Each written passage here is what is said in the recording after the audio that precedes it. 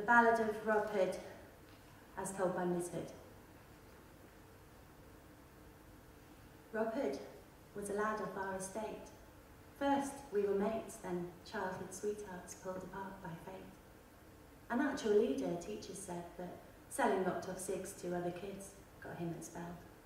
Oh well, we spent our days instead getting drunk and smoking skunk. Up to no good, ran Sherwood.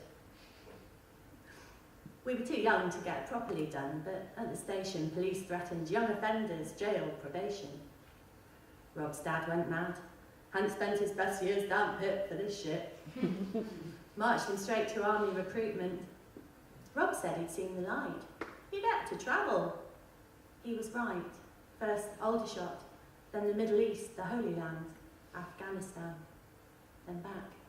Leg half severed in a Taliban attack. Patched up and invalided out to find his home boarded up, his old man banged up for benefit fraud, his mates on parole or on the dole, voting BNP. And me. During those years I resat my GCSEs, passed a few, studied for A-levels, passed them too, spread my wings and flew. Here's the twist. Rob became an anarchist, joined a non-hierarchical faction, protests, sit-ins, direct action. He wanted to right social wrongs. I visited his squat in forest fields, but communal life didn't appeal. Vegan freegans, environmental heroes. But I preferred coffee and Neros, wearing high heels and chilling out in my flat with my cat, watching Deal or No Deal. I told him, robbing from the rich to give to the poor, shoplifting basically, is still stealing, no matter how justified you're feeling.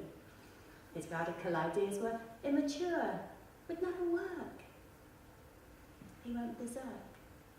By then, I was PA to Mr. Sheriff at the bank, and with a sneer, Rob derided my career. He was looking for a fight, but I refused to bite and left. Afterwards, the headlines read, Robin Hood protester, dead. One policeman injured. Injured, yeah, by a kid's arrow with plastic sucker fired in jest. Rob's anti-capitalist protest against illegal wars, fat cat bonuses, and me, was reported as armed robbery. Rob and his friends, disguised as Robin Hood and his merry men, charged into a high street bank, armed with a sack, demanding our stolen money back. A risky joke, firing a toy arrow from a toy bow, but 20 armed coppers on siege below. Thinking themselves under attack, one fired back, and that was that. The following day, in disbelief, we see the street outside the bank is carpeted in wreaths, flowers, and messages of grief. This much I'll say. We need our heroes in masks and tights, or dreadlocks, fighting for our rights. But next time you read about a leaked memo, an inside source, a lead, uncovering white-collar corruption, lies, and corporate greed, remember, there's more than one way to skin a rabbit.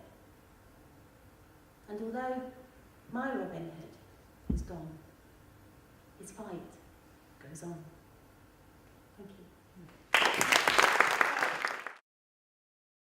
My name's Aly Stoneman, and I'm a writer and arts project coordinator living in Nottingham. Whenever I come down here, it just seems amazingly supportive. We always get a really good turnout at events.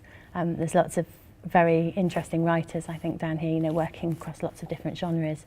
In the wider sort of sense of the East Midlands, I think it's a fantastic centre for writing and for performance.